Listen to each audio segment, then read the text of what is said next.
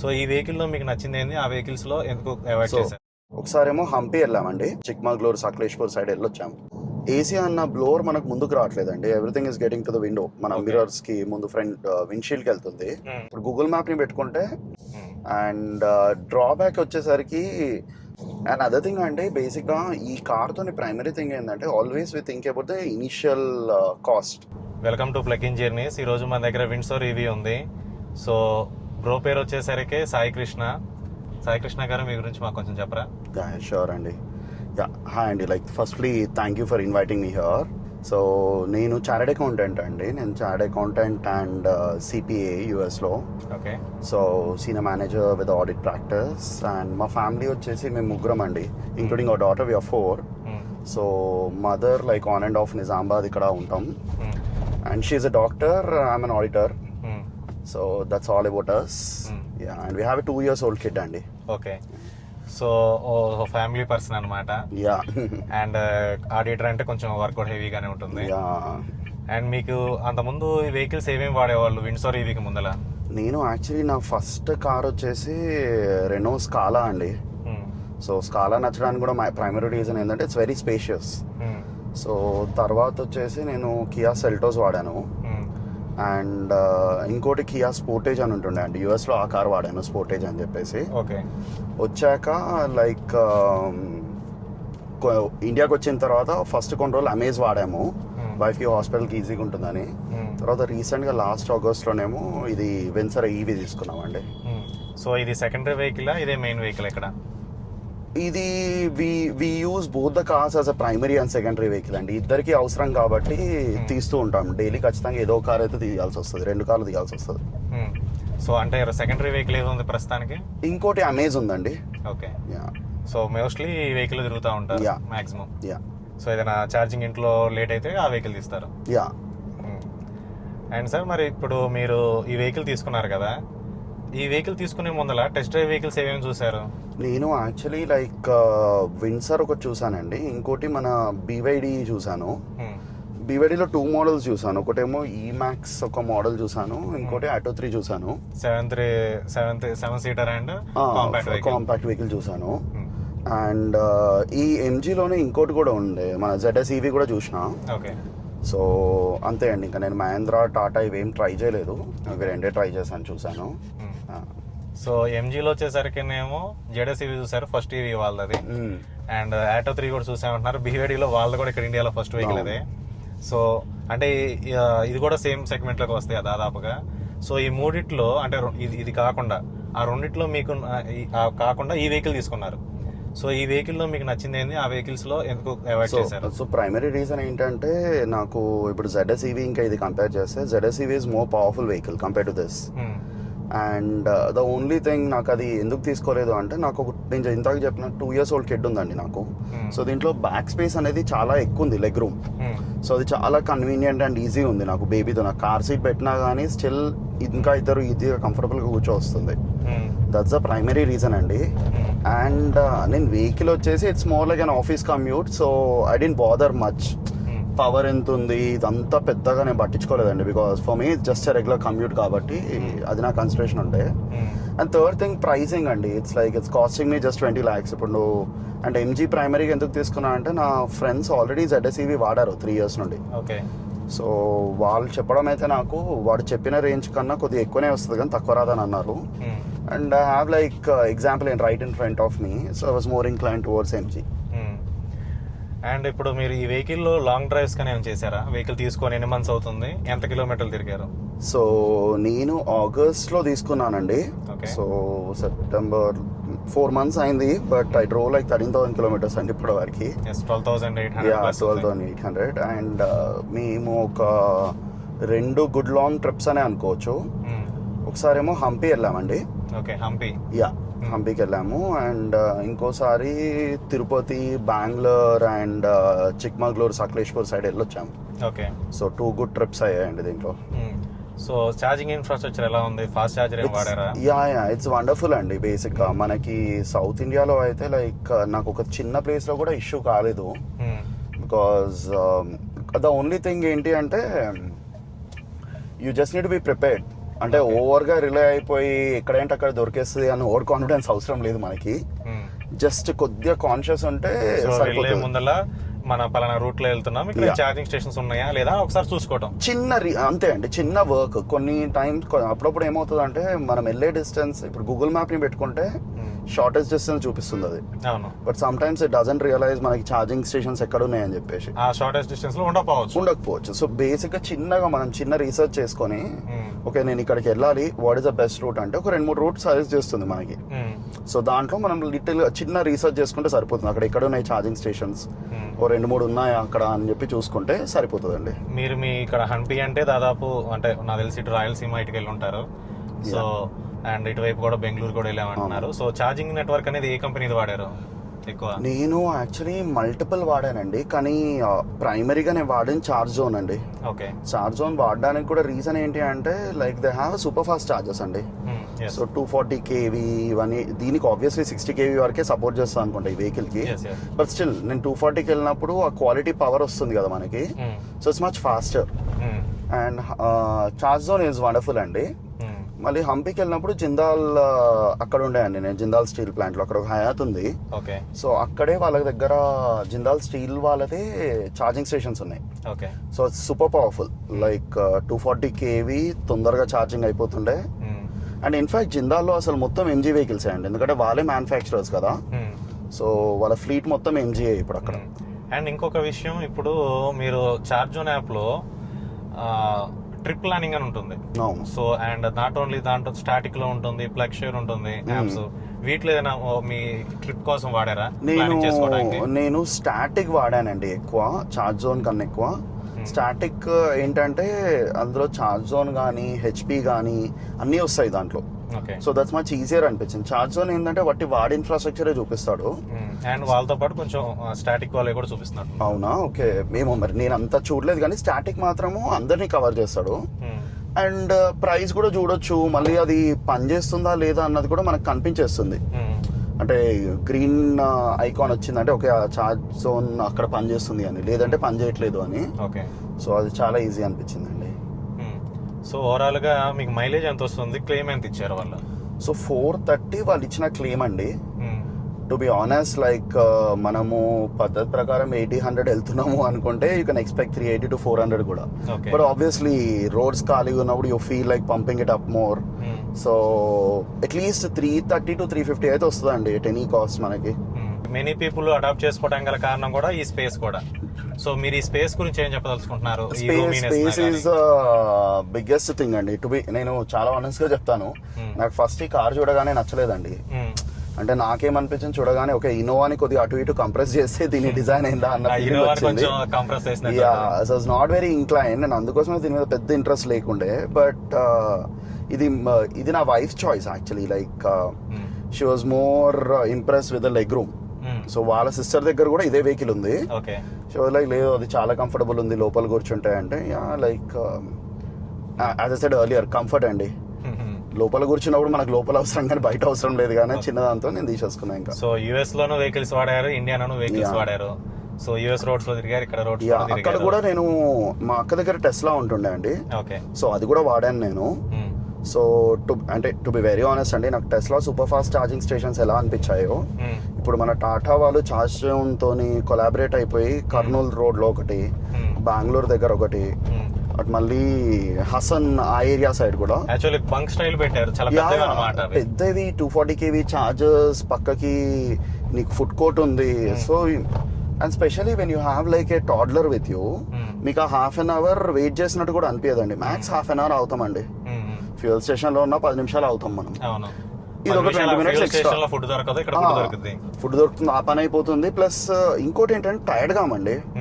అంటే there is an irritation for everyone, అరే charging station కోసం వెతుక్కోవాలి ఆగాలి అని. వాట్ ఐ రియలైజ్ వాజ్ మనము ఛార్జింగ్ కోసం అవుతాం, ఆగినప్పుడు కొద్దిగా రెస్ట్ అవుతుంది.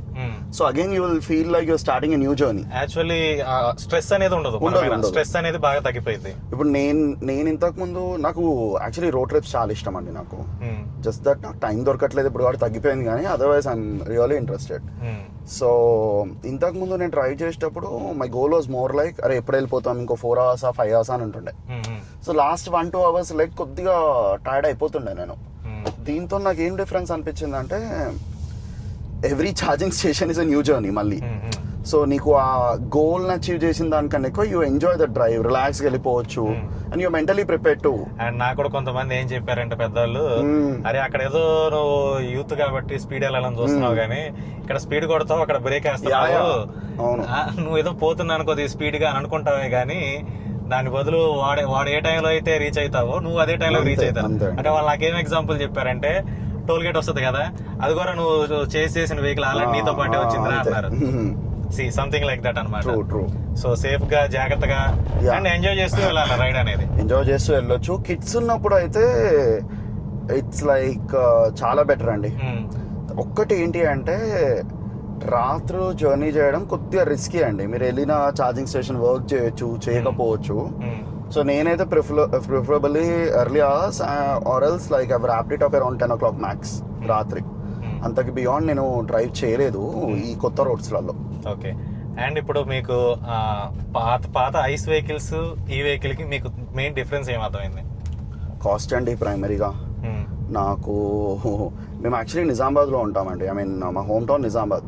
So every week at least once నేను కానీ వైఫ్ కానీ ఎవరో ఒకరు వెళ్తూ వస్తూ ఉంటాం. ఓకే. సో మేము జస్ట్ ఊరికి వెళ్ళి రావడానికే మాకు ఇయర్లీ అట్లీస్ట్ 25,000 kilometers అవుతాయి. ఓకే. అంటే రెగ్యులర్ కమ్యూట్కి. ఓకే. సో 25,000 వేసుకుంటే యావరేజ్గా 10 rupees per kilometer వేసుకున్నా కానీ 2,50,000 వరకు దానికే ఖర్చు అవుతుంది. సో దీంట్లో ఇట్స్ లైక్ 100% సేవింగ్. సో మీరు ఎక్కడ చార్జ్ చేసుకుంటారు? ఇంట్లోనేనా? యా ఇంట్లో చేసుకుంటానండి. సో విల్లానా అపార్ట్మెంటా? అపార్ట్మెంట్ అండి. సో అపార్ట్మెంట్ లో ఛార్జింగ్ పెట్టుకోవడానికి అలౌ చేశారా? దే డిడ్ అండి. ఫస్ట్ స్లో చార్జర్ అలౌ చేశారు. అండ్ మనం ఏంటంటే మన మీటర్ కెపాసిటీ పెంచుకుంటే వాళ్ళు మన ఫాస్ట్ ఛార్జింగ్ కూడా అలౌ చేస్తున్నారు. ఓకే. సో ఇప్పుడు అదేంటి అప్లై చేశానండి నేను, మొన్ననే అప్రూవల్ వచ్చింది. So I will get that fast charger install now. Okay. So ఇప్పుడు మీకు సేవింగ్స్ ప్రకారం చెప్పారు. సో ఆల్రెడీ మీరు ఈ వెహికల్ తీసుకొని అరౌండ్ 12,000, ఒక 300 తక్కువ 13,000 తిరిగారు. సర్వీస్లు ఎన్ని జరిగినాయి? ఫస్ట్ సర్వీసింగ్ అయిపోయిందండి. ఇంకా సెకండ్ సర్వీసింగ్ కూడా అయినట్టుంది 5,000కి. 1,000 and 5,000కి. ఓకే. అండ్ చార్జ్ చేశారా? Free services? ఫ్రీ సర్వీస్ అండి. అండ్ పెయిడ్ సర్వీస్ అయితే ఎంత ఖర్చు అయ్యిందని మీ షోరూమ్ వాళ్ళే మనకి అని చెప్పారా మీరు తీసుకునేటప్పుడు వెహికల్? 5,000 to 6,000 కన్నా ఎక్కువ కాదు అని అన్నారండి. ఎందుకంటే 5,000 కూడా కాదు అన్నట్టే చెప్పినట్టు గుర్తుంది నాకు. ఓకే. సో సర్వీస్ పరంగా కూడా బెనిఫిట్ ఉందంటారా? యా సర్వీస్ పరంగా కూడా బెనిఫిట్ ఉంది. అన్నీ పర్ఫెక్ట్ అండి. ద ఓన్లీ థింగ్ ఏమవుతుంది అంటే సస్పెన్షన్ అన్నది పెద్ద గొప్పగా ఏమి ఉండదండి. అదొక్కటే దీంట్లో drawback. But what I realise, నేను మా అన్నయ్యది XCV 9 నడిపించాను. దాన్ని కూడా the car is good. Like you feel like you're driving a sports car అన్న ఫీల్ వస్తుంది దాని పవర్. కానీ నాకు దాంట్లో కూడా ఏంటంటే suspension there is a drawback అన్న ఫీలింగ్ వచ్చింది. మేబీ లైక్ ఈ డిజైన్ అండ్ బ్యాటరీ వల్ల there is an issue I guess suspension తోని అన్ని కార్స్ లో ఎక్కువ మటుకి. వెయిట్ ఉంటుంది కదా అందుకోసమేమో. That's one thing. And other thing అంటే బేసిక్ గా ఈ కార్ తోని ప్రైమరీ థింగ్ ఏంటంటే always we think about the initial cost. Okay. But we don't realise మనకి ఇంక్రిమెంటల్ కాస్ట్ ఎంత అవుతుంది మంత్ ఆన్ మంత్ అన్నది మనం పెద్ద ఆలోచించము. Okay. But to be honest vehicle కొనేటప్పుడు 10 lakhs 20 lakhs అదొకటే ఆలోచిస్తాం. మనకెంత ఖర్చు అవుతుంది ప్రతి మంత్, మనం ఎంత తిరుగుతాము అన్న క్యాలిక్యులేషన్ మనకు చాలా తక్కువ ఉంటుంది. కానీ నిజంగా అది కంపేర్ చేసుకుంటే సిగ్నిఫికెంట్ గా పీపుల్ ఐస్ నుండి ఈవీకి మూవ్ అవుతారండి. సో నేనే పెద్ద ఎగ్జాంపుల్ అండి. బేసిక్ గా ఫస్ట్ ఇయర్ వి డ్రోవ్ అరౌండ్ 30,000 kilometers అండి. సో 30,000 అంటే ఎంత లేదైనా ఒక 3 lakhs వరకు ఖర్చు పెట్టుంటాం మనం దాని మీద, ఫ్యూయల్ మీద కానీ సర్వీసింగ్ కానీ ఇవన్నీ కలుపుకుంటే. ఇప్పుడు అదే ఇది కొనుక్కొని ఉంటే ఈ కార్లో ఆల్మోస్ట్ నాకు 20% వరకన్నా సేవింగ్ వచ్చేస్తుండే కదా మనకి క్లోజ్ టు. కొన్న తర్వాత యూసేజ్ అనేది బాగుంటది, సేవింగ్స్ అనేవి ఉంటాయి. ఇప్పుడు ఎలా అయిపోతుంది అంటే ఒక్కసారి ఈవీ వచ్చిన తర్వాత ఎక్కడ తిరగాలన్నా ఈ కారే దిగబోతుంది. ఏమవసరం లేదు అది తీసేద్దాము అనిపిస్తుంది. సో ఖర్చు పరంగా కూడా బెనిఫిట్ ఉంటుంది. ఇప్పుడు ఇక్కడ నుంచి ఏదైనా సిటీ వెళ్ళాలన్నా ఏడాలన్నా ఒక 300 kilometers అయిందంటే 5,000-6,000 ఆయిల్ ఖర్చు అవుతుంది. ఇదైతే 1,500 అయిపోతుంది. సో మనకి గబక్క జర్నీ చేయాల్సి వచ్చిన పెద్ద ఆలోచన పడడం అనమాట. సో నేను ఫస్ట్ కొనుక్కున్నప్పుడు చూస్తుండే ఎక్కడ ఛార్జింగ్ ప్రైజింగ్ ఎలా ఉంది అని చెప్పేసి. ఓ రోజు మా మదర్ కూడా ఉండే కార్లో. సో చెప్తుండే లేదు ఇక్కడ ఎక్కువ ఉంది అక్కడ అంటే ఎంత ఎక్కువ ఉన్నా పెద్ద ఫరక్ పడదు కదా అంటే అరే దట్స్ ఐ రియలైజ్ ఎంత మాక్సిమం కాస్ట్లీ ఉన్నా మ్యాక్స్ 4 రూపీస్ per కిలోమీటర్ పడుతుంది కావచ్చు. నేను దీని గురించి క్యాలిక్యులేషన్ చేశాను అనమాట. సో సంహౌ ఇప్పుడు కొంతమంది అంటారంటే సో ఇంట్లో పెట్టుకుంటే 1 రూపీలోనే అయిపోతుంది కదా, సో బయట పెట్టుకున్నప్పుడు పర్ యూనిట్ వచ్చేసరికి 21 రూపీస్ 18 రూపీస్ 13 రూపీస్ ఛార్జ్ చేస్తున్నారు. సో మ్యాక్స్ అనేది పర్ కిలోమీటర్ ఎంత పడుతుంది అని చెప్పి నేను కొన్ని క్యాలిక్యులేషన్స్ చేశాను. సో క్యాలిక్యులేషన్స్ బట్టి నాకు అర్థమైంది ఏంటంటే సో ఇంట్లో పెట్టుకున్నప్పుడు 1 రూపీ అయినప్పుడు బయట పెట్టుకున్నప్పుడు 2.5-3 రూపీస్ అవుతుంది. అంతే అండి. ఈవెన్ దో అది పెట్రోల్ డీజిల్ వెహికల్ తో కంపేర్ చేసుకున్నా సరే అది ఏ వెహికల్ అయినా సరే 8 రూపీస్ ప్లస్ ఏ ఉంటుంది. అవును, ఎంత మైలేజ్ వచ్చే వెహికల్ అయినా సరే అది 8 రూపీస్ ప్లస్ ఏ ఉంటుంది ఐస్ లో. ఈవీ వచ్చేసరికి 3 రూపీస్ అనేది మ్యాక్స్ లో ఉంది. అనేది నాకు అనిపించింది అనమాట. అండ్ మళ్ళీ ప్రతిసారి మనుషులు ఆలోచించేటప్పుడు చాలా టైం పడుతుంది ఛార్జింగ్ అనుకుంటారు, కానీ మనం 0 మీద వెళ్ళమండి ఛార్జింగ్ స్టేషన్స్ కి. అవును, ఆల్రెడీ 50% 40% ఉంటుంది. సో ఇప్పుడు వాళ్ళు మనకి చెప్పేది కూడా 20 to 80% 25 మినిట్స్ అన్నారంటే మనం 50 to 80% చేసినప్పుడు ఆ 30% దాని ప్రకారం 10 మినిట్స్ 15 మినిట్స్ మాత్రమే. 10-15 మినిట్స్ కూడా పెట్టుకున్నా అండి, ఎందుకు ఖాళీగా ఉన్నాం కదా పెట్టేసుకొని వెళ్ళిపోదాం, లేదు కాఫీ తాగే టైంలో అయిపోతుంది కదా అని కూడా పెట్టేసుకున్నాను నా డ్రైవ్ లో అయితే. సో ఈ వెహికల్ లో ఓవరాల్ గా ప్లస్ లేని మైనస్ లేని చెప్తారా ఒకసారి క్లారిటీగా? ప్లస్ మెయిన్ గా సైజ్ ఆఫ్ ద వెహికల్ అండి.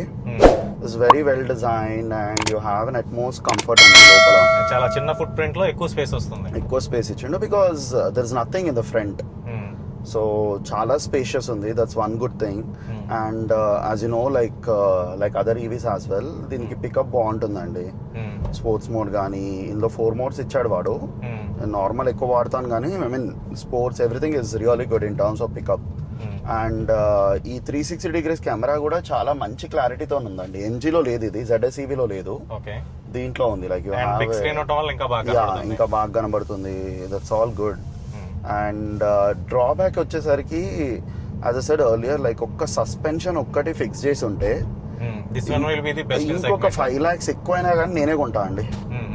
అంటే ఇంకో వెహికల్ వచ్చేసి సస్పెన్షన్ ప్రాపర్ ఉంది అని అనుకుంటే 5 lakhs ఎక్కువే ఉండదు, మేబీ ఒక 50 to 60,000 ఇంకేమైనా వాళ్ళు ఏమైనా చేద్దాం అనుకున్నా కానీ స్టిల్ ఇట్ విల్ గో.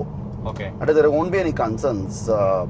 ఇంకో 5 పెట్టేసి లేదు నేను బ్యాటరీ ఇంకొద్దిగా పెంచేస్తా, ఆల్రెడీ 430 ఇచ్చాడు తను, ఇంకొద్దిగా 600 వరకు ఇచ్చేసి 2 కలిపి అప్గ్రేడ్ ఇస్తా అనుకున్నా కానీ people will go for it. Okay, so future లో కూడా ఇదే వెహికల్ ని అప్గ్రేడ్ చేస్తే ఈ వెహికల్ ఇంకా మంచి పొటెన్షియల్ ఉంది అంటారు. యా ఉందండి. ఇప్పుడు మన ఇన్నోవాకి అదొక స్టాండర్డ్ వెహికల్ అండి ఎనీ హౌస్ లో. So I wouldn't compare this with Innova, but what I meant was comfort అండి. ఇంకా కూర్చున్న వాళ్ళకి చాలా కంఫర్ట్ ఉంటుంది. ఇన్నోవాలో కూడా అంత కంఫర్ట్ రాదు యాక్చువల్లీ. అంటే బకెట్ సీట్స్ అంటే ఇన్నోవా కంఫర్ట్ ఉంటుంది, కానీ ఈ రేర్ సీట్ లో అంత లెగ్ స్పేస్ కంఫర్ట్ మాత్రం నేనైతే ఇప్పుడు చూడలేదు దీంట్లో ఉన్నంత. చిన్న సైజ్ మినీ బెడ్ అంత స్పేస్ వచ్చింది. ఒక విషయం చెప్పడం మర్చిపోయాను నేను ఇంతకుముందు. సో నేను రీసెంట్గా చిక్మంగళూరు ట్రిప్కి వెళ్ళినప్పుడు కుకే సుబ్రహ్మణ్యం స్వామి టెంపుల్ తర్వాత ఏమైందంటే ఏసీ అన్న బ్లోర్ మనకు ముందుకు రావట్లేదండి. Everything is getting to the window, మన మిరర్స్ కి ముందు ఫ్రంట్ విండ్షీల్డ్కి వెళ్తుంది. సో ట్రై చేశాను ఫిక్స్ చేయడానికి, కాలేదు.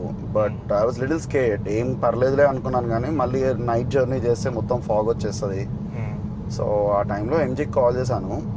So there was some centre అండి, క్విక్ సర్వీస్ సెంటర్ లా ఎంజీ వాళ్ళది ఉంది, ఇది ప్రెటీ గుడ్. ఇమీడియట్ గా ఒక 2 hours కార్ ని మొత్తం ఫిక్స్ చేసేసి మళ్ళీ ఇచ్చేసారు. So there might be some issues, it's not like అంటే ఐస్ లో కూడా కావచ్చు అట్లా. వీటిలో ఎన్నో common, but when you're planning for a road trip or something కొద్దిగా చూసుకోవాలి ఇవన్నీ. సో సాయి కృష్ణ గారు, థ్యాంక్ యూ అండి మీ ఓనర్షిప్ రివ్యూ ఇచ్చినందుకు. నో ప్రాబ్లం అండి, థ్యాంక్ యూ.